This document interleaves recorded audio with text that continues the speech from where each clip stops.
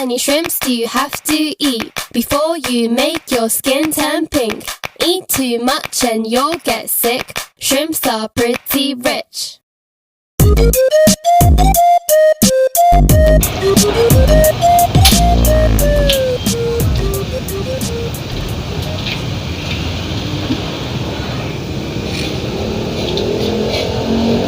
Assalamualaikum warahmatullahi wabarakatuh. Perkenalkan, nama saya Krisna Mukti Wibowo, NIM 1705520191. Saya adalah mahasiswa dari Universitas Tikubang Semarang, Unisbank Semarang. Di sini saya akan menjelaskan teknik wawancara dan interogasi dalam mata kuliah audit investigatif.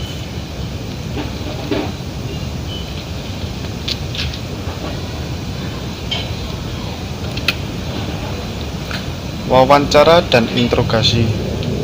Wawancara dan interogasi adalah bagian yang tidak terpisahkan dalam sebuah investigasi fraud.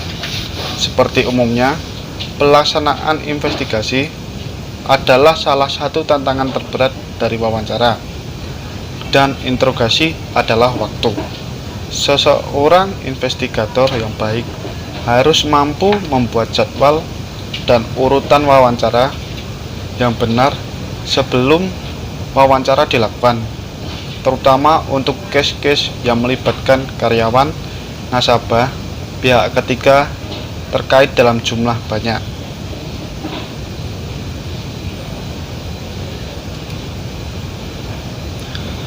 Teknik wawancara dan interogasi oleh auditor dalam menjalankan tugas audit merupakan salah satu teknik yang berupaya mengumpulkan keterangan yang merupakan bagian dari keterangan saksi sebagai bukti di pengadilan.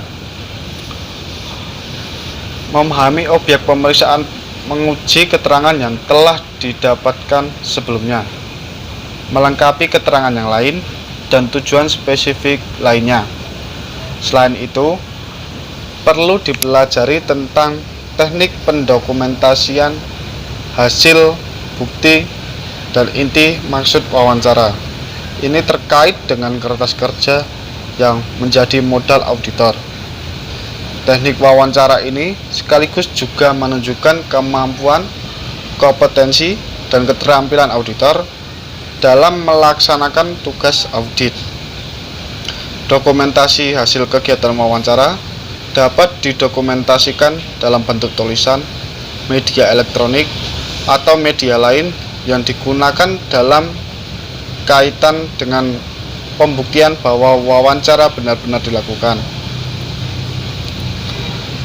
Dengan melakukan teknik wawancara dan interogasi, maka akan memudahkan auditor dan investigator untuk mengumpulkan bukti dalam menunjuk atau menuduh suatu perbuatan fraud.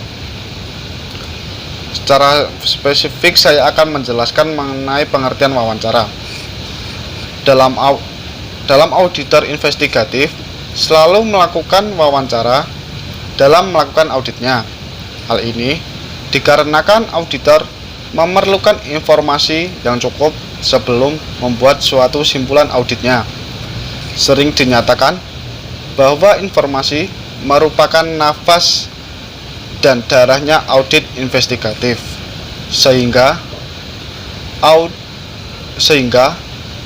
auditor harus mempertimbangkan segala kemungkinan untuk memperoleh informasi, karena wawancara memegang peranan yang sangat penting dalam audit investigatif. Auditor investigatif sebelum melakukan wawancara dengan yang diduga terlibat harus menguasai dengan baik semua fakta yang terkumpul dan memanfaatkannya dengan sebaik-baiknya. Wawancara harus dimulai dengan pihak-pihak atau orang yang diduga paling kecil atau jauh jadi pelaku atau ikut serta dengan pihak-pihak atau orang yang ikut serta dalam pidana korupsi. Dilanjutkan dengan pihak-pihak atau orang yang diduga kuat mempunyai ikatan dengan yang diduga terlibat dan terakhir wawancara dengan pelaku tindak pidana korupsi atau yang diduga terlibat suspek. Hal itu dilakukan karena apabila yang pertama kali diwawancarai pihak atau orang diduga terlibat atau pelaku tindak pidana korupsi, maka orang tersebut akan segera mengetahui fakta apa yang belum dimiliki oleh auditor investigatif. Sebaliknya, pihak atau orang yang tidak diduga menjadi pelaku akan memberikan fakta-fakta penting termasuk motif dan peluang terjadinya tindak pidana korupsi. Sedangkan penjelasan tersebut seharusnya diperoleh dari pihak atau orang yang diduga terlibat. Dalam auditnya, kemungkinan auditor belum memperoleh bukti yang kuat terhadap pihak yang diduga terlibat atau hanya diperoleh seperti bukti petunjuk. Namun, melalui wawancara, auditor investigatif akan mempunyai bukti yang kuat berupa hasil wawancara dan dituangkan dalam berita acara permintaan keterangan atau BAPK atau berita acara klarifikasi yang dapat mendukung bukti-bukti audit investigatif yang lain. Wawancara dalam audit investigatif bukan merupakan pembicaraan biasa, tetapi mempunyai bentuk tersendiri, terstruktur, dan memiliki tujuan yang jelas, yaitu untuk meyakinkan bukti audit yang telah diperoleh menjadi lebih kompeten. Pada akhirnya, yang sudah diperoleh dapat digunakan sebagai dasar layak untuk menyusun laporan hasil audit investigatif atau LHAI.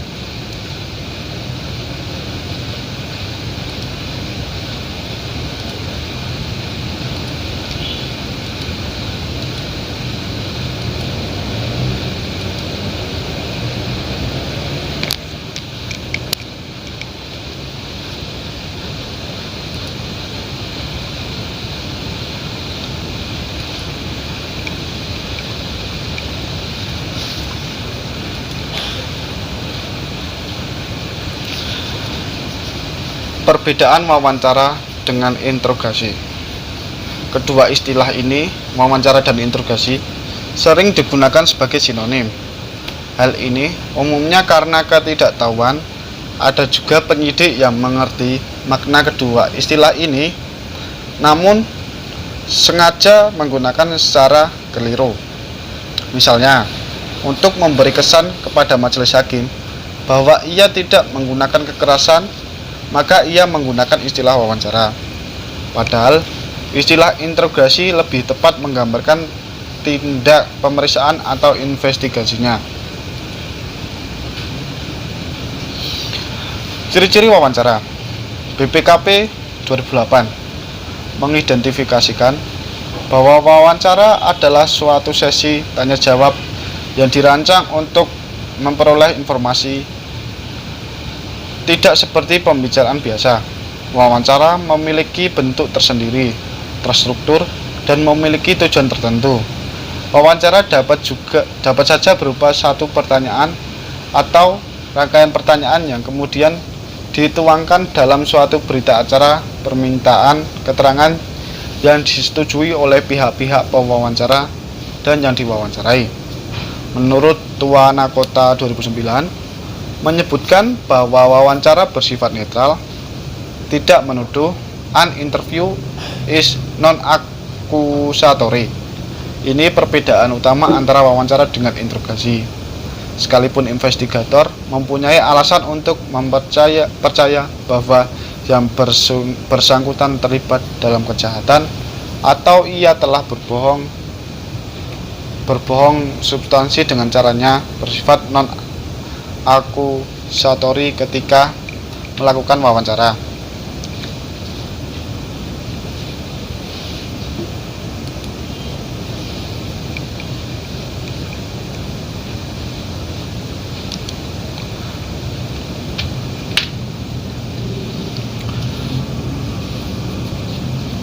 Auditor investigatif selama melakukan wawancara harus mengumpulkan informasi yang penting bagi investigasinya. dan informasi mengenai perilaku dari orang yang diwawancarai atau behavioral information, seperti perilaku yang diwawancarai pada waktu menjawab pertanyaan, bagaimana cara duduknya, kontak mata dengan yang mewawancarai, ekspresi wajah, cara memberikan jawaban, pilihan kata atau kalimat. Hal itu semua dapat memberi petunjuk apakah orang yang diwawancarai jujur atau tidak. Pada akhirnya, pewawancara harus menilai kredibilitas dari jawaban yang diberikan oleh yang diwawancarai melalui evaluasi atas sikapnya selama wawancara. Seiring dengan penilaian atas substansi informasi yang diberikan, pada umumnya wawancara yang dilakukan oleh auditor investigatif apabila bukti-bukti sudah terkumpul. Namun kadang-kadang wawancara sudah dimulai pada saat gambaran kasar tentang suatu kasus sudah dimiliki dengan asumsi bahwa wawancara adalah untuk mengumpulkan atau menambah informasi. Seringkali wawancara disinonimkan dengan interogasi, tetapi sebetulnya sangat berbeda karena interogasi bersifat menuduh, dilakukan dengan persuasi yang aktif dengan tujuan untuk mengetahui yang sebenarnya. Tuanakota 2007. Tetapi dalam audit investigatif lebih cenderung menggunakan wawancara dalam mengumpulkan informasi dan meyakinkan bukti-bukti audit. Dalam wawancara terdapat 3 tingkatan saluran yang digunakan untuk komunikasi, yaitu A. Verbal channel adalah ucapan atau perkataan yang keluar dari mulut orang yang diwawancarai. Pilihan kata yang dipergunakan untuk mengirimkan pesan. Dalam metode ini dinyatakan bahwa orang yang berbohong akan cemas. Yang kedua, paralinguistic channel. Yang ketiga, nonverbal.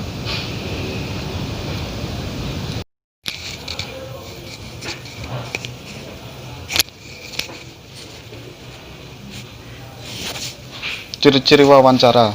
Tuanakota 2009 menyatakan tujuan wawancara adalah mengumpulkan informasi.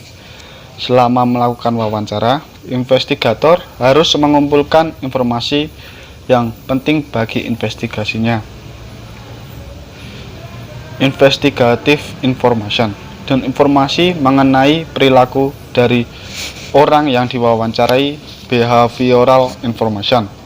Contoh investigative information: apa hubungan antara orang yang diwawancarai dengan orang tertentu yang dicurigai merupakan otak dari perbuatan tindak pidana yang diperiksa. Contoh behavioral information: keterangan mengenai perilaku orang yang diwawancarai ketika ia menjawab pertanyaan, bagaimana ia duduk, kontak mata, dan lain-lain. Pada akhirnya, pewawancara harus menilai kredibilitas dari tanggapan yang diberikan oleh orang yang diwawancarai. Hal ini utamanya dilakukan melalui evaluasi atas sikap selama wawancara. Seiring dengan penilaian atas substansi informasi yang diberikan, wawancara dapat dilakukan pada awal investigasi karena tujuan wawancara adalah mengumpulkan informasi. Tentunya semakin banyak informasi yang diketahui pemeriksa sebelum wawancara dimulai, semakin baik. Wawancara terkadang terpaksa dilakukan meskipun pemeriksa baru mempunyai gambaran kasar tentang bagaimana kemungkinan fraud dilaksanakan, atau bahkan sebelum pemeriksaan dapat mengidentifikasi bukti yang harus diperoleh. Wawancara dapat dilakukan dalam berbagai lingkungan atau suasana. Pemeriksaan terkadang mempunyai peluang menemui orang itu di kantornya, atau dalam perjalanan, atau jalan kaki dari tempatnya makan siang, di sudut jalan, dalam mobil, dan lain-lain. Memang idealnya wawancara meskipun semua informasi belum diperolehnya. Wawancara harus bersifat cair, tidak terstruktur, dan bisa melompat dari satu pokok ke pokok pembicaraan yang lain. Sebelum wawancara dimulai, pemeriksa harus mempunyai gambaran mengenai informasi yang ingin dikumpulkannya. Namun, ia juga tidak boleh kaku. Secara kreatif, ia harus mengembangkan pertanyaan atas informasi yang diterimanya selama wawancara berlangsung. Pertanyaan atas informasi yang diterima selama wawancara berlangsung. Informasi baru mungkin tidak diduga atau diharapkan. Pemeriksa juga pandai membaca suasana. Misalnya, untuk memutuskan menghentikan wawancara meskipun semua informasi belum diperolehnya. Investigator harus membuat catatan mengenai wawancara formal atau formal interview yang dilakukannya. Wawancara formal adalah wawancara yang dilakukan dengan lingkungan terkendali atau controlled information. Mencatat mempunyai beberapa kegunaan, bukan saja ada pendokumentasian, tetapi mencatat juga menyebabkan investigator memperlambat proses bertanya. Ini memungkinkan investigator mengamati perilaku dari orang yang diwawancarai. Pemeriksa perlu mengetahui bahwa seseorang lebih mudah berbohong ketika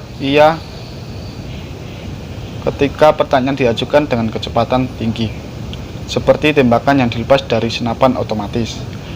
Mengatur tanya jawab yang diselingi masa hening yang panjang memberi peluang bagi yang diwawancarai untuk berpikir mengenai tanggapan yang bersifat menyesatkan atau deceptive response.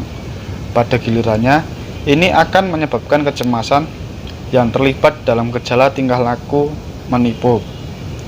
Juga, kalau yang diwawancarai adalah orang yang tidak bersalah, ia bingung menghadapi pertanyaan yang diajukan dengan kecepatan tinggi.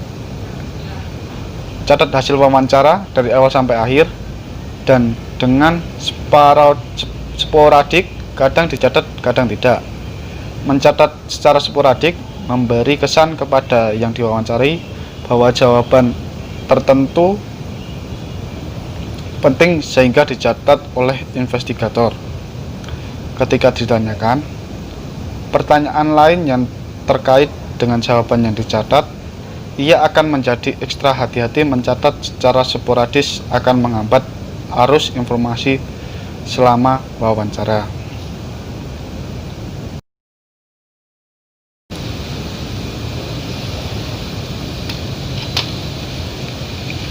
Selanjutnya, ciri-ciri interogasi. Ciri-ciri interogasi. Kamus Besar Bahasa Indonesia menyatakan, interogasi adalah pertanyaan atau pemeriksaan terhadap seseorang melalui pemeriksaan terhadap seseorang melalui pertanyaan lisan yang bersistem. Tuan Kota 2007 menyatakan interogasi bersifat menuduh. An interrogation is accusatory. Seseorang yang bersalah tidak akan memberi keterangan yang bertentangan dengan kepentingan pribadinya secara sukarela, kecuali apabila ia yakin bahwa investigator juga mempunyai keyakinan tentang kesalahannya. Interogasi dilakukan dengan persuasi yang aktif. Interogasi dilakukan karena investigator percaya bahwa dalam wawancara sebelumnya yang bersifat non-akusatori, orang itu telah berbohong. Kalau interogasi dilakukan dengan cara bertanya dan bertanya terus, sangat tidak mungkin investigator akan mendapatkan keterangan yang berisi kebenaran. Untuk membujuknya menceritakan kebenaran, investigator menggunakan taktik membuat pertanyaan dan bukan mengajukan pertanyaan. Menggunakan taktik membuat pertanyaan, taktik ini akan mendominasi seluruh interogasi. Sebelum seseorang mengaku bersalah, pertama, ia harus bersedia mendengar pertanyaan-pertanyaan yang dibuat investigator. Tujuan interogasi adalah mengakui yang sebenarnya. Artinya, apa yang sebenarnya telah terjadi, siapa yang sebenarnya melakukan, berapa jumlah atau nilai fraud sebenarnya, dan seterusnya. The purpose of an interrogation is to learn the truth. Ada persepsi bahwa tujuan interogasi adalah mendapat pengakuan bersalah atau confession. Ini keliru. Contoh, seseorang yang sedang sial, ia dikira berbohong dalam wawancara sebelumnya. Karena itu, selanjutnya ia diinterogasi. Selain diinterogasi, baru ia ketahuan ia tidak bersalah. Dalam hal ini, investigator seolah-olah gagal mendapatkan pengakuan bahwa orang itu bersalah. Namun, ia sebenarnya berhasil. Interogasinya mengungkapkan kebenaran bahwa orang yang dicurigai ternyata tidak bersalah. Interogasi juga sering berakhir dengan pengakuan bersalah oleh pelaku. Pada contoh ini, keberhasilan interogasi bukan diwujudkan dalam pengakuan bersalah, melainkan dalam mengetahui siapa yang sebenarnya bersalah. Interogasi dilakukan dalam lingkungan yang terkontrol atau terkendali, controlled environment, bukan di sembarang tempat. Taktik persuasi yang digunakan memerlukan lingkungan yang ada privasi, tidak terganggu orang yang lalu lalang, dan bebas dari halangan lain seperti suara bising tempat umum. Interogasi hanya dilakukan sesudah investigator mempunyai keyakinan yang memadai mengenai salahnya seseorang. Investigator harus mempunyai alasan untuk percaya bahwa seseorang telah berbohong. Alasan ini mungkin berupa perilakunya selama wawancara, keterangan yang berubah-ubah sebagai tanggapan atas pertanyaan yang sama, keterangan adanya petunjuk bahwa ia berbohong, dan lain-lain. Interogasi tidak boleh digunakan untuk alat atau cara utama untuk menilai jujur tidaknya seseorang. Penilaian ini seharusnya dapat dicapai dalam wawancara yang bersifat tidak menuduh. Investigator tidak boleh membuat catatan sampai semuanya tertuduh menceritakannya sebenarnya, dan berketetapan hati atau komited untuk tidak bersingut dari posisi itu. Membuat catatan terlalu dini akan mengingatkan tertuduh bahwa keterangannya akan merugikan dirinya. Bahkan para pakar menyarankan bahwa bukan saja catatan dibuat sesudah tertuduh sepenuhnya mengakui apa yang sebenarnya terjadi. Pengakuan itu juga harus disaksikan investigator lain. Barulah setelah ada pengakuan yang disaksikan investigator lain, investigator mendokumentasikan pengakuan tersebut dan segala perincian dari pengakuannya.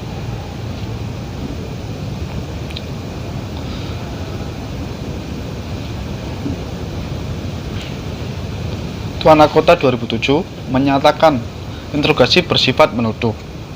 Seseorang yang bersalah tidak akan memberi keterangan yang bertentangan dengan kepentingan pribadinya secara sukarela, kecuali apabila ia yakin bahwa investigator juga mempunyai keyakinan tentang kesalahannya. Karena itu, pernyataan yang sifat menuduh seperti "Anang, saya tidak punya keraguan sedikitpun bahwa Anda merencanakan tindak pidana korupsi ini," sangat diperlukan untuk memperlihatkan keyakinan investigator. Bandingkan jika pertanyaan berbunyi, "Anang, saya pikir Anda mungkin terlibat dalam merencanakan tindak pidana korupsi ini." Dengan pernyataan terakhir ini, yang diinterogasi dengan cepat membaca bahwa ada ketidakpastian di benak si investigator mengenai keterlibatannya dalam merencanakan tindak pidana korupsi. Selanjutnya, yang diinterogasi ini semakin yakin bahwa sikap yang harus diambilnya adalah membantah keterlibatannya.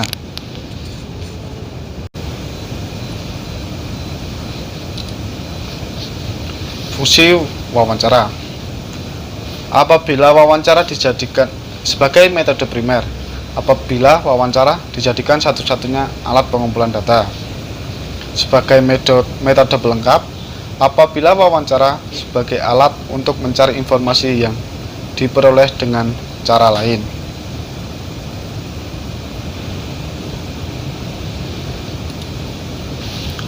Manfaat melakukan wawancara sebelum interogasi.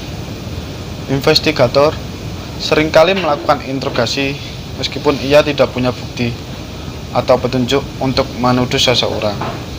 Dan keputusan untuk interogasi itu didorong oleh keinginan untuk mencari bukti. Umumnya, interogasi semacam ini dilakukan sekedar karena investigator mempunyai persepsi bahwa orang itu mempunyai perilaku aneh. Padahal, untuk menentukan seseorang berperilaku aneh, wawancara yang bersifat tidak menuduh merupakan sarana yang lebih baik dari interogasi. Selain nilai behavioral, informasi dari suatu wawancara juga ada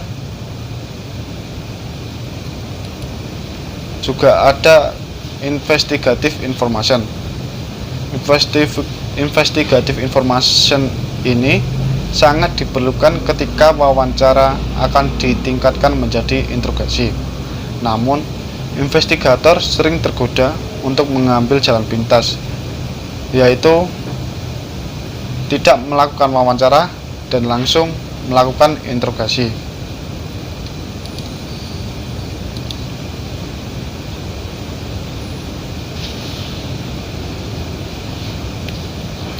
Manfaat melakukan wawancara sebelum interogasi yang kedua. Yang pertama, sifat tidak menuduh dalam wawancara memungkinkan investigator membangun hubungan saling mempercayai dan menghormati yang mungkin dibangun dalam suasana dan sifat menuduh yang melekat pada interogasi. Yang kedua, selama wawancara, investigator seringkali mengorek keterangan penting mengenai tertuduh yang sangat berharga sewaktu melaksanakan interogasi. Tidak ada jaminan tertuduh akan mengaku bersalah dalam proses interogasi. Padahal kalau ia diwawancarai terlebih dahulu dan memberikan keterangan palsu selama wawancara, investigator dapat menggunakan keterangan dari hasil interogasi yang mengungkapkan kebohongannya. Ada keuntungan psikologi bagi investigator ketika ia melakukan wawancara sebelum interogasi. Agar interogasi berhasil, tertuduh harus mempercayai investigator bahwa ia objektif, tidak memihak, dan jujur. Ini akan lebih mudah dicapai apabila investigator menawarkan kesempatan tertuduh untuk menceritakan yang sebenarnya melalui wawancara. Karakteristik auditor dalam melakukan wawancara. Yang pertama, orang mudah bergaul. Yang kedua, berbakat dalam berinteraksi. Yang kedua, ingin membuat orang lain membagi informasi. Yang ketiga, pewawancara tidak akan menginterupsi responden dengan pertanyaan tidak penting. Yang keempat, dapat menyusun pertanyaan yang spesifik yang bisa membuat responden secara sukarela memberikan informasi. Yang kelima, menunjukkan keseriusan dan perhatian atas jawaban yang diberikan responden. Cara mengajukan pertanyaan tidak dengan sikap yang menyalahkan. Pewawancara harus tepat waktu, berpakaian rapi, dan bersifat fair dalam berinteraksi dengan responden.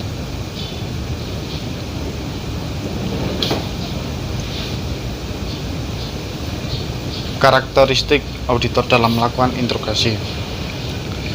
Interogasi hanya dilakukan sesudah investigator mempunyai keyakinan yang memadai mengenai salahnya seseorang. An interrogation is conducted only when the investigator is reasonable certain of the suspect guilt. Investigator harus mempunyai alasan untuk percaya bahwa seseorang telah berbohong. Alasan ini mungkin berupa perilaku selama wawancara, keterangan yang berubah-ubah sebagai tanggapan atas pertanyaan yang sama, adanya petunjuk bahwa ia berbohong, dan lain-lain. Interogasi tidak boleh digunakan sebagai alat atau cara utama untuk menilai jujur tidaknya seseorang. Penilaian ini seharusnya dapat dicapai dalam wawancara yang bersifat tidak menuduh.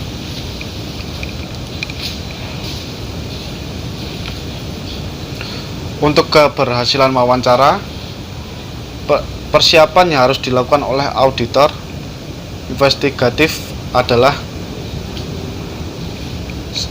sebagai berikut.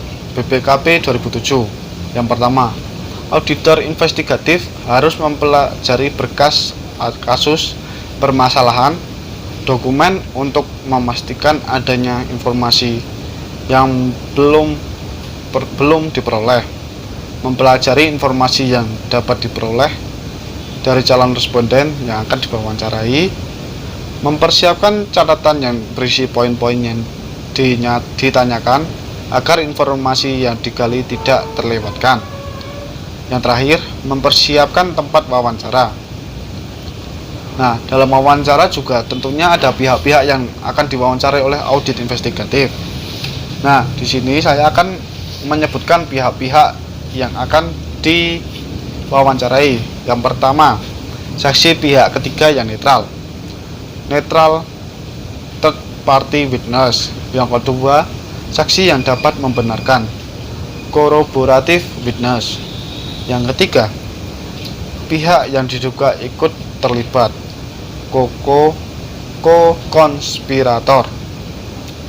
Yang keempat atau yang terakhir, pihak yang diduga melakukan penyimpangan atau subjek atau target.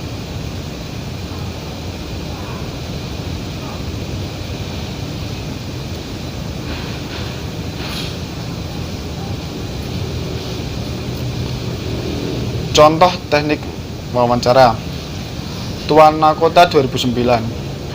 Selama melakukan wawancara, investigator harus mengumpulkan informasi yang penting bagi investigasinya atau investigative information, dan informasi yang penting mengenai perilaku dari orang yang diwawancarai antara orang yang diwawancarai. Contoh, investigative information. Apa hubungan antara orang yang diwawancarai dengan orang tertentu yang dicurigai merupakan otak dari perbuatan tindak pidana yang diperiksa. Contoh, behavioral information. Keterangan mengenai perilaku yang diwawancarai ketika ia menjawab pertanyaan, bagaimana ia duduk, kontak mata dengan mewawancarainya, ekspresi wajahnya, cara memberi tanggapan atau jawaban, pilihan kata atau kalimat. Semua ini dapat memberikan petunjuk apakah ia berkata jujur atau tidak. Sebagai contoh lainnya, misalnya auditor investigatif akan melakukan wawancara dengan pihak yang diduga terlibat atau target, yaitu pejabat pembuat komitmen atau PPK untuk kegiatan pengadaan barang dan jasa suatu instansi pemerintahan. Berdasarkan data-data yang sudah tersedia, auditor pertama kali akan menanyakan kepada pihak yang netral, misalnya bagian kepegawaian yang tidak ada sangkut paut dengan kegiatan pengadaan barang dan jasa tersebut. Wawancara dengan bagian kepegawaian akan ditanyakan riwayat pekerjaan PPK, sanksi yang pernah diberikan ataupun penghargaan yang pernah diberikan. Jadi, auditor sudah memperoleh riwayat pekerjaan yang dapat digunakan untuk wawancara ke tahap berikutnya. Setelah diperoleh data dari pihak yang netral, tahap berikutnya adalah wawancara dengan saksi yang dapat membenarkan. Misalnya, ditanyakan kepada atasan langsung atau bergas atasan langsungnya yang mengetahui betul mengenai PPK tersebut, sehingga auditor akan akan memperoleh informasi tentang PPK tersebut, apakah pernah kena sanksi kepegawaian atau belum, ataupun pernah berbuat curang. Selanjutnya, wawancara dilanjutkan kepada pihak yang ikut terlibat. Misalnya, auditor mewawancarai rekanan yang memasok barang-barang tersebut. Sangat mengetahui bahwa barang yang diserahkan kualitasnya rendah, tetapi dalam berita acara serah terima atau BAST, barang yang dinyatakan sesuai dengan spesifikasinya. Jadi, auditor berdasarkan bukti sebelumnya sudah dimiliki dapat membuat simpulan sementara bahwa telah terjadi penyimpangan kualitas dan rekanan tersebut nantinya juga akan dijadikan pihak yang ikut bertanggung jawab.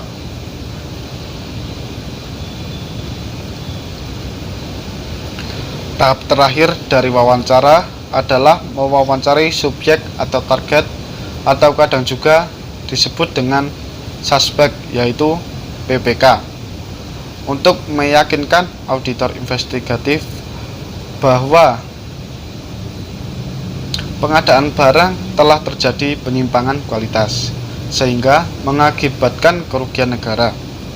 Dari hasil wawancara tersebut dan disertai bukti-bukti yang telah diperoleh sebelumnya, misalnya kontrak, hasil pemeriksaan fisik, maka auditor dapat menyimpulkan bahwa telah terjadi penyimpangan kualitas merugikan keuangan negara, serta PPK tersebut dapat dinyatakan pihak yang diduga bertanggung jawab.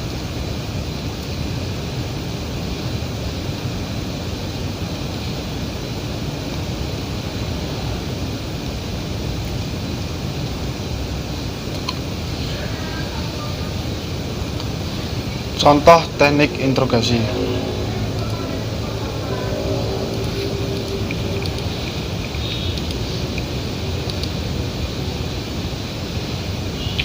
Interogasi dilakukan dengan persuasi yang aktif atau an interrogation involves active persuasion. Interogasi dilakukan karena investigator percaya bahwa dalam wawancara sebelumnya yang bersifat non-akusatori, orang itu telah berbohong. Kalau interogasi dilakukan dengan cara bertanya dengan terus-menerus, sangat tidak mungkin investigator akan mendapatkan keterangan yang berisi kebenaran. Untuk membujuk menceritakan kebenaran, investigator menggunakan taktik membuat pertanyaan dan bukan mengajukan pertanyaan. Teknik ini akan mendominasi seluruh interogasi. Sebelum seseorang mengaku bersalah, pertama ia bersedia mendengar pertanyaan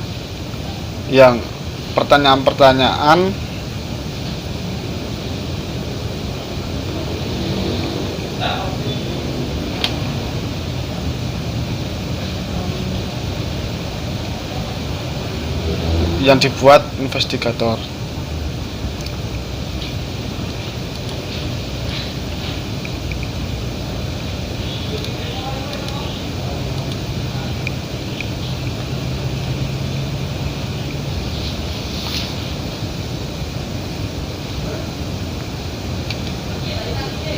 Di sini saya juga akan menjelaskan wawancara dalam audit investigatif.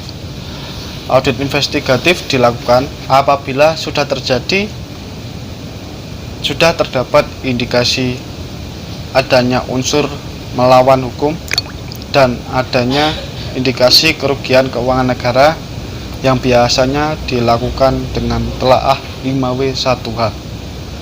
Setelah dilakukan telaah, baru dimulai dengan audit investigatif dengan tujuan untuk mengumpulkan bukti-bukti atau informasi dalam rangka pembuktian atas kasus yang terjadi. Informasi harus sebanyak-banyaknya dikumpulkan, karena informasi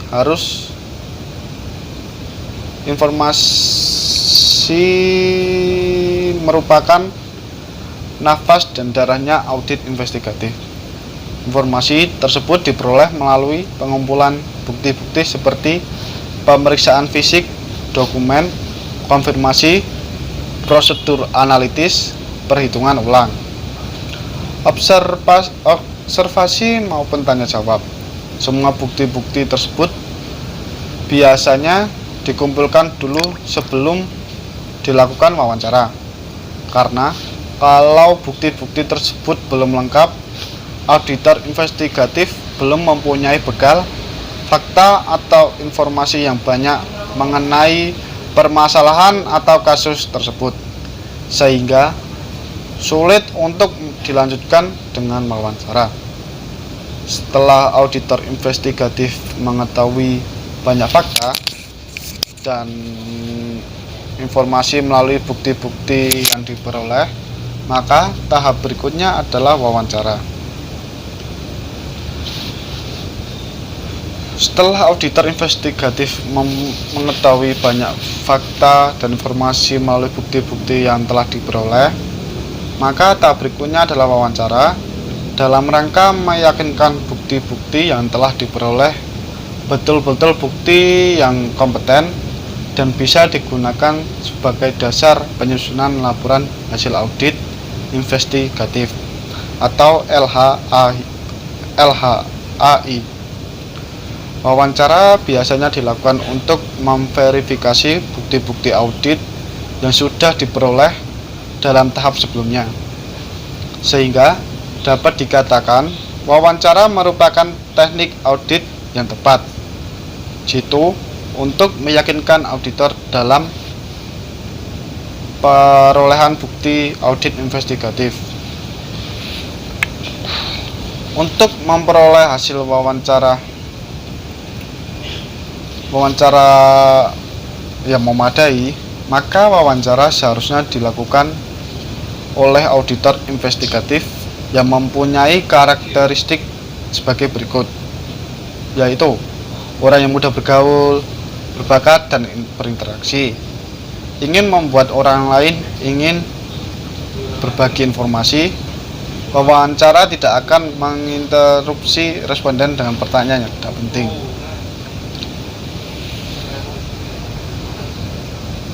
Namun faktanya dalam wawancara yang sering dilakukan oleh auditor tidak mempunyai karakteristik yang telah saya sebutkan, sehingga hasil wawancara kurang berhasil atau justru tidak berhasil, yang mengakibatkan kurangnya auditor investigatif yang tersedia di instansi tersebut.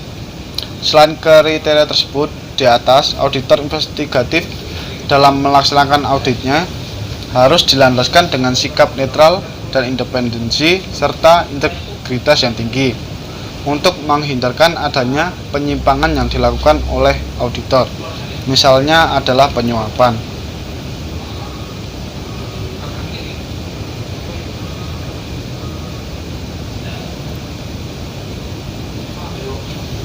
Nah, sekian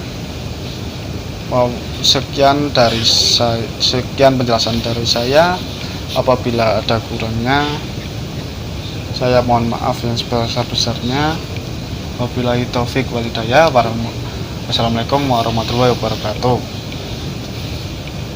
Sebagai penutup, saya ingin mengutip pernyataan dari Walt Disney. Ia mengatakan, semua impian pasti bisa Anda wujudkan jika Anda memiliki keberanian untuk mengejar mereka. Artinya, jika Anda punya impian, maka genggam impian tersebut, yakini dan kejar. Percayalah bahwa impian Anda pasti bisa Anda wujudkan.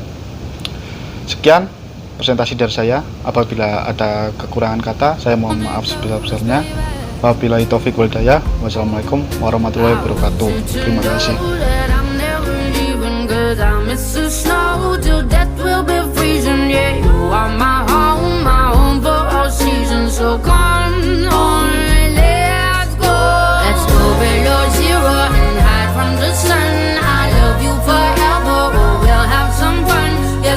but the